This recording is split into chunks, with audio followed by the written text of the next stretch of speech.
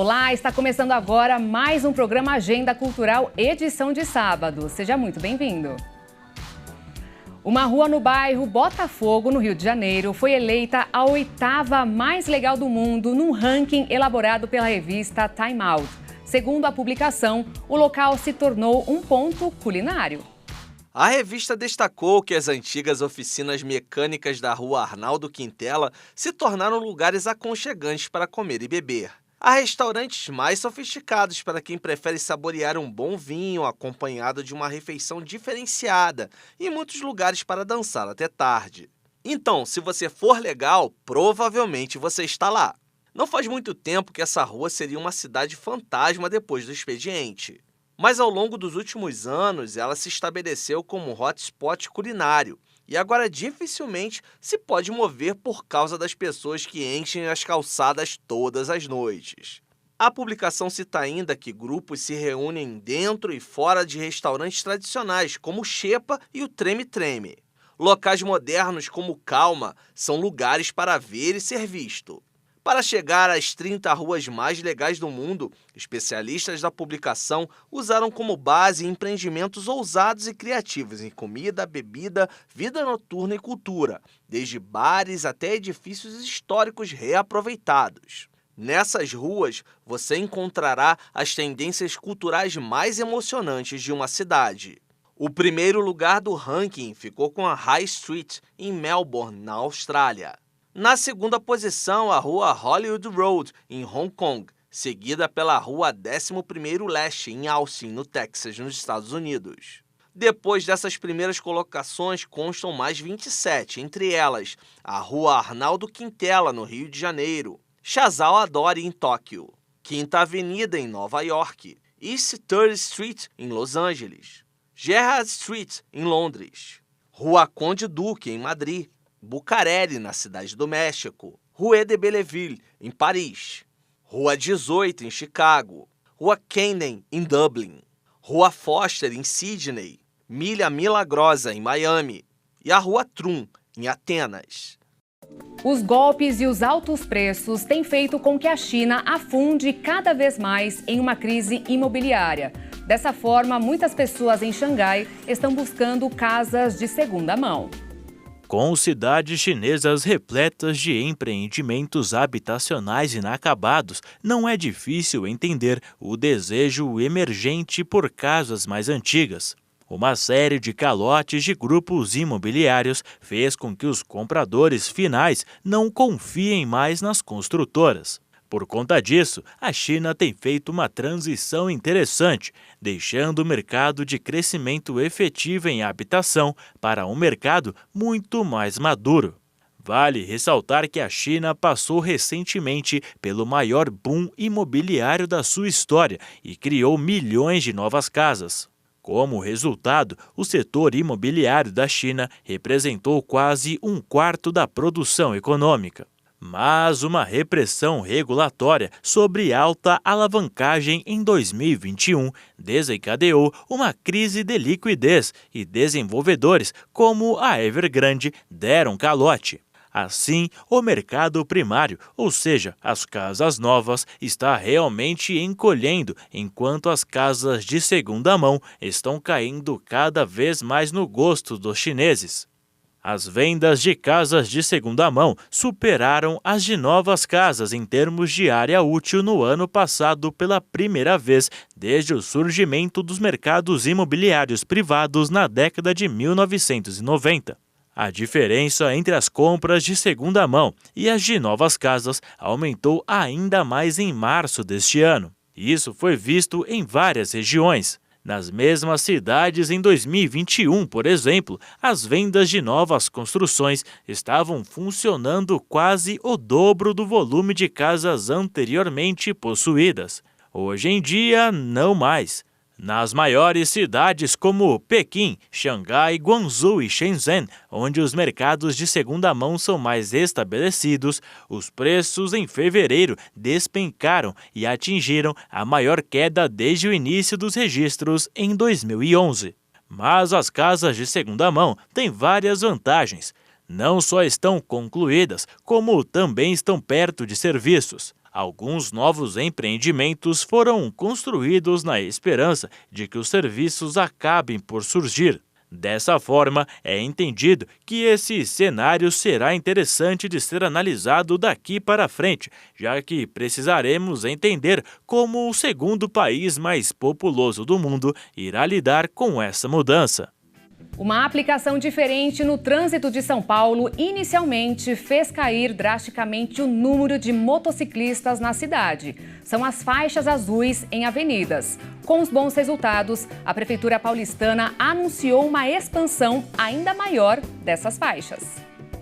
Visíveis, seguras e objetivas. Assim podem ser chamadas as faixas azuis para motociclistas que andam pela cidade de São Paulo. Com sucesso e bons números após a implementação, a Prefeitura da capital paulista anunciou a inauguração de mais de 8 quilômetros e 100 metros dessas faixas azuis. As vias serão implantadas nos corredores Washington Luiz e Santos Dumont, na Rua Santa Eulália, na Zona Norte, e no túnel Ayrton Senna, sentido bairro, na Zona Sul. O corredor Washington Luiz contará com faixa azul implantada em 3 trechos no sentido centro.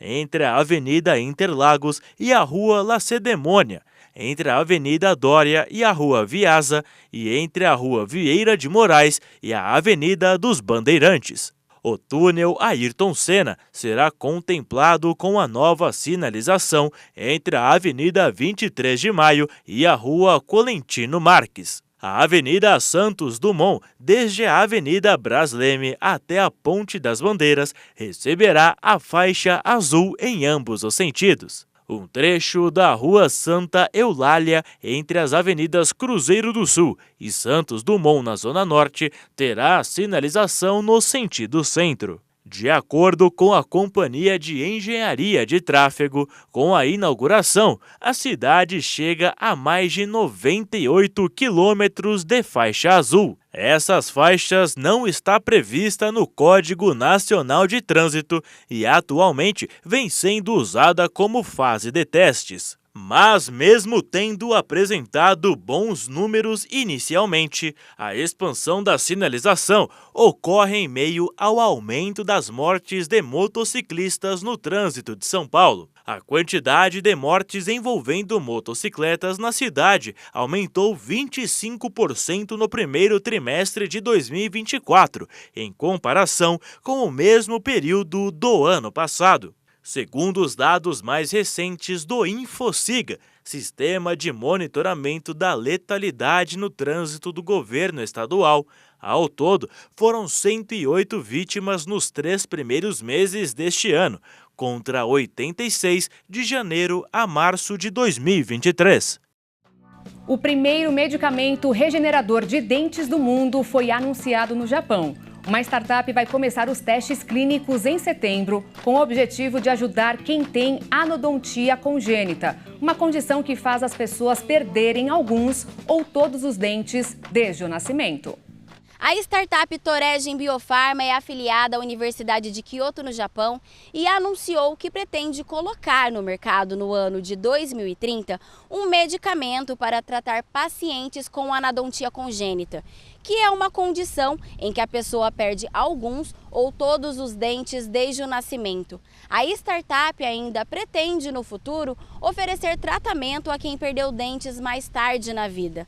O remédio é um anticorpo que age em uma proteína específica que inibe o crescimento dos dentes. Os testes feitos em ratos demonstraram o estímulo ao desenvolvimento aos chamados botões dentários na mandíbula dos animais, provocando então a formação de novos dentes. Diante disso, a empresa anunciou esta semana que já está pronta para começar os ensaios clínicos de fase 1.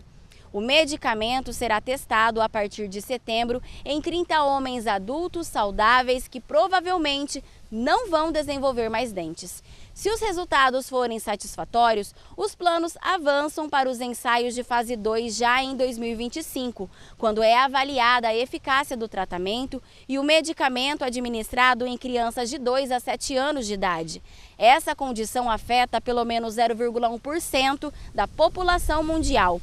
e os pacientes normalmente recebem dentaduras ou implantes já na idade adulta. A ideia da Toregen é que o medicamento seja mais uma opção para essas pessoas. A estimativa é que o tratamento seja comercializado por 1 milhão de ienes, o que equivale a quase R$50 mil, e coberto por todos os planos de saúde.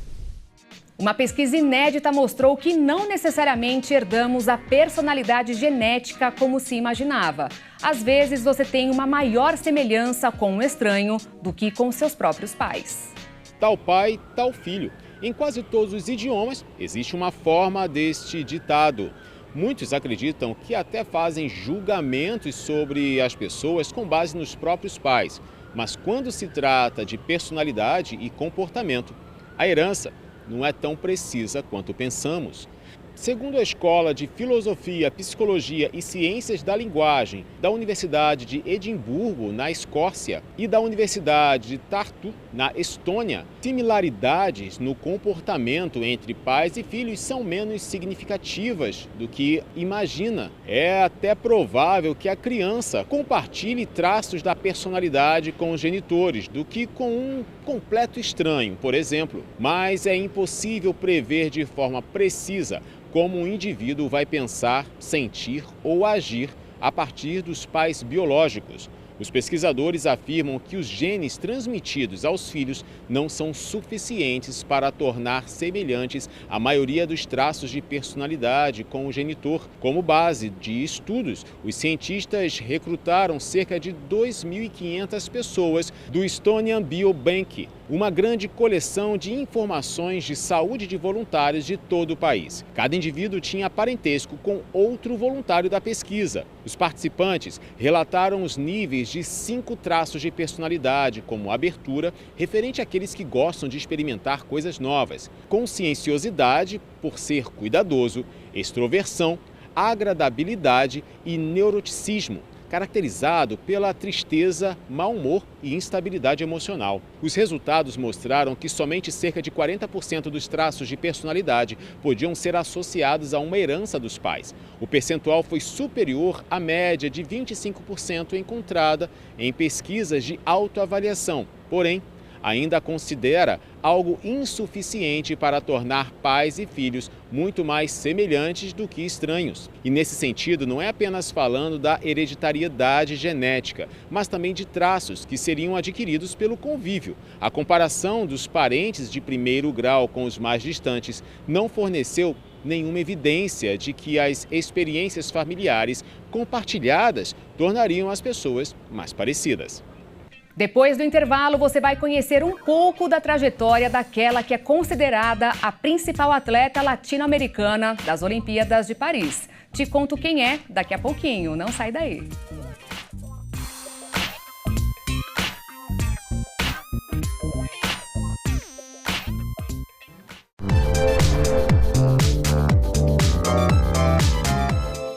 Estamos de volta. Um estudo realizado pela Universidade Federal de São Paulo mostrou que um simples exame de sangue pode ajudar a prever o risco de uma pessoa desenvolver a apneia do sono.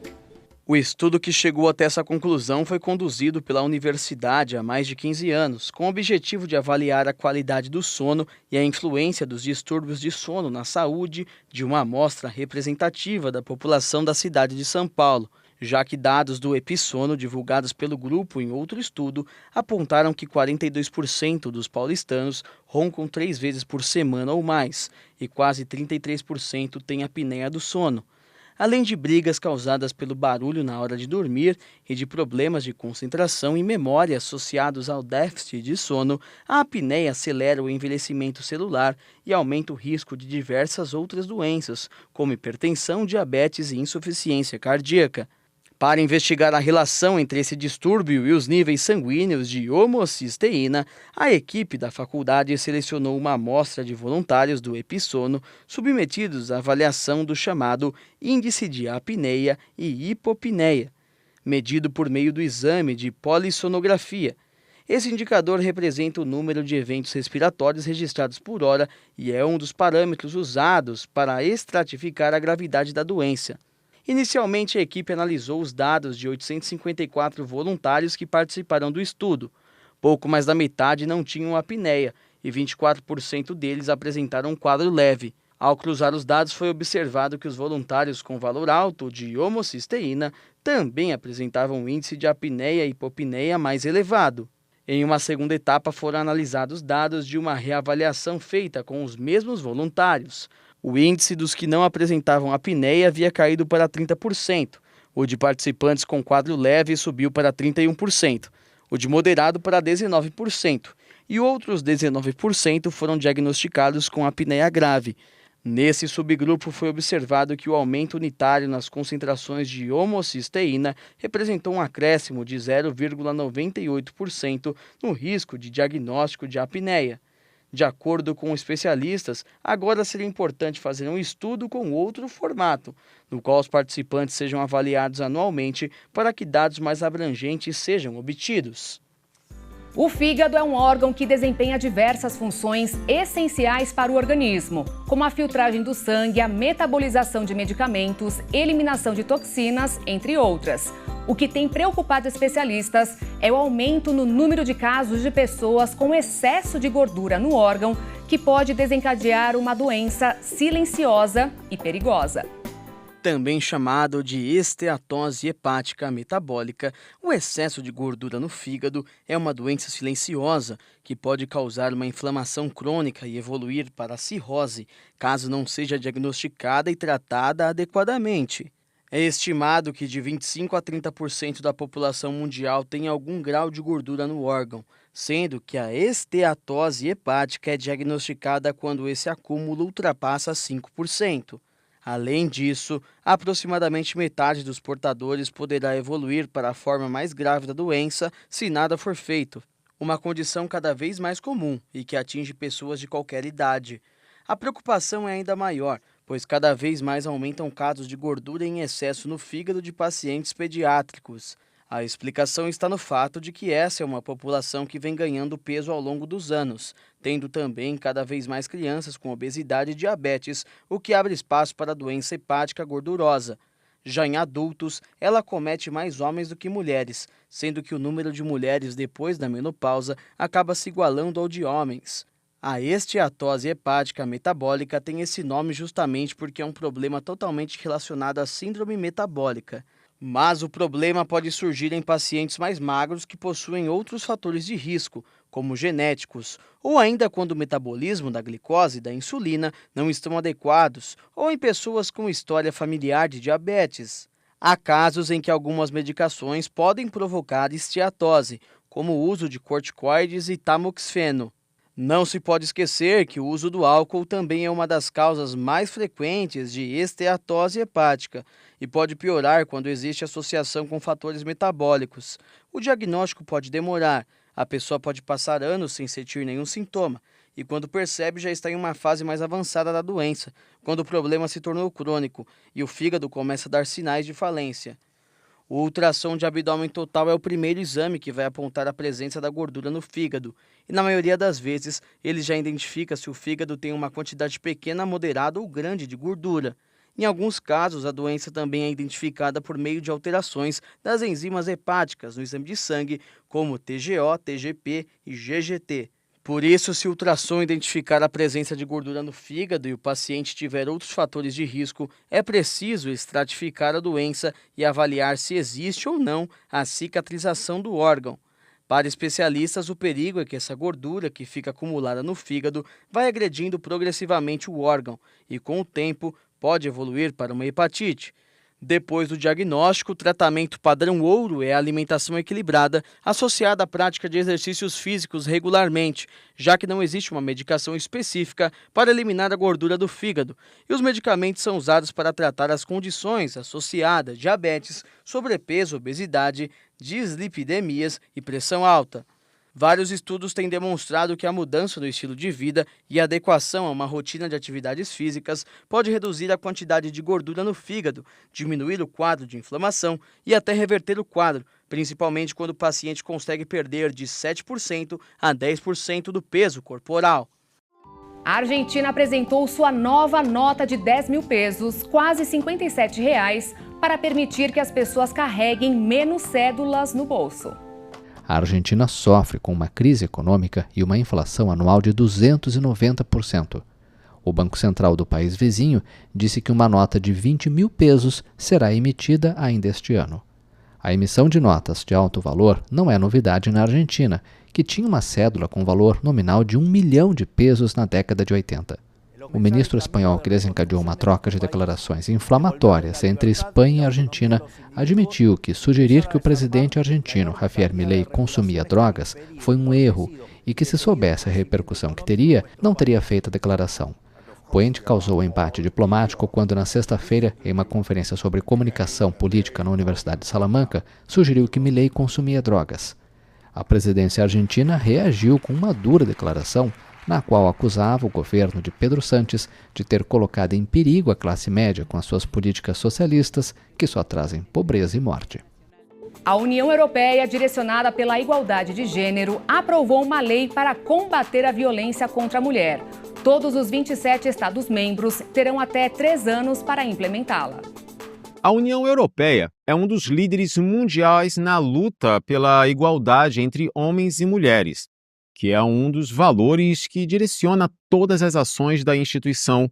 Com base nesse foco, as 27 nações do grupo aprovaram nesta semana a primeira lei voltada para o combate à violência contra mulheres a ser adotada em todos os Estados-membros. O objetivo é punir a agressão de gênero, mutilações genitais femininas, casamentos forçados e atos de violência através da internet, como assédio online e compartilhamento não consensual de conteúdo íntimo. A lei torna mais fácil para as vítimas denunciarem os crimes, que poderão gerar penas de até 5 anos de prisão, sendo que as punições para crimes contra crianças, esposas, ex-esposas, políticos, jornalistas e ativistas dos direitos humanos podem ser ainda maiores. As novas regras foram aprovadas em abril pelo Parlamento Europeu e a adoção oficial pelos Estados-membros nesta semana foi a etapa final para transformar a proposta em lei. A partir de agora, os integrantes da União Europeia terão prazo de 3 anos para transformarem a nova regulamentação em lei nacional. Para alguns membros, as medidas ainda não são suficientes, mas são consideradas como um bom começo. Quem viu Rebeca Andrade dando suas primeiras piruetas não teve dúvida. Talento ela tinha de sobra. Hoje, a brasileira é a pedra preciosa da ginástica brasileira e a principal atleta latino-americana das Olimpíadas de Paris. Foi nesse ginásio que Rebeca Andrade, medalhista de ouro em Tóquio 2020, foi descoberta. A estrela da ginástica olímpica brasileira tinha apenas 5 anos de idade quando sua tia a apresentou à primeira treinadora na Academia Bonifácio Cardoso, em Guarulhos. A tia trabalhava na cozinha, aí um dia ela me chamou e falou: Mônica, eu trouxe minha sobrinha, queria que você desse uma olhada, eu acho que ela leva jeito. Quando eu bati o olho na Rebeca, aquele bracinho já todo musculoso, as perninhas fortes, já fiquei encantada. Me pedi para ela fazer estrelinha, vi a força de braço dela na barra e pedi para ela pular no tablado. Peguei na mãozinha dela e pedi para ela pular no tablado, que é o quadrado onde a Rebeca faz a coreografia, né? Quando eu vi ela pulando, eu falei assim: meu Deus do céu. Eu falei para uma professora que estava próxima a mim: caiu aqui no Bonifácio Cardoso a futura Daiane dos Santos. Na época em que Rebeca começou a treinar, o Brasil ainda se lembrava do título mundial conquistado por Daiane dos Santos em Anaheim, em 2003, o primeiro de uma brasileira no esporte. A ex-atleta, criadora de 2 movimentos que levam seu nome, foi uma inspiração constante para Rebeca, mais tarde apelidada de Daianinha de Guarulhos.